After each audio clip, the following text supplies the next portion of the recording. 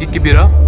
Aujourd'hui, 200 personnes seront inhumées, victimes de la barbarie d'IM23. Vous êtes ici présent, quelle est votre émotion? Je pense que d'aucuns ignorent que notre pays est victime de guerres d'agression et caractérisé par les velléités expansionnistes et des pillages des ressources du sol et du sous-sol. Et pour ça, la barbarie humaine pousse à verser le sang seulement pour accéder à nos ressources. C'est un acte lâche que nous condamnons. Dans notre siècle où les sociétés sont organisées, on ne devrait plus accéder à des ressources en versant le sang, parce qu'il s'agit là d'une violation flagrante de la Déclaration universelle des droits de l'homme qui consacre la vie humaine qui est sacrée.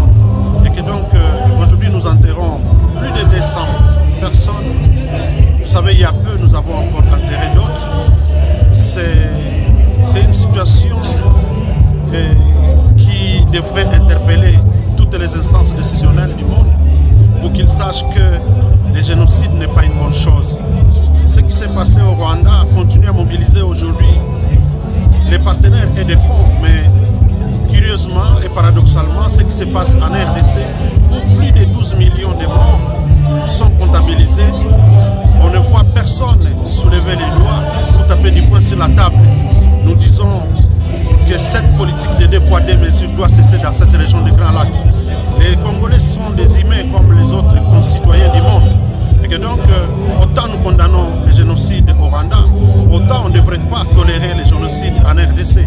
C'est pour ainsi dire stop au génocide, stop au massacre, tueries et plusieurs autres atrocités. Aujourd'hui, vous savez, par exemple, les violences sexuelles font partie désormais d'une arme fatale qui est en train d'être perpétrée sur des Congolais. Nous pensons que ça n'est assez, il faut que ça s'arrête. Nous disons stop au génocide en RDC et partout dans le monde.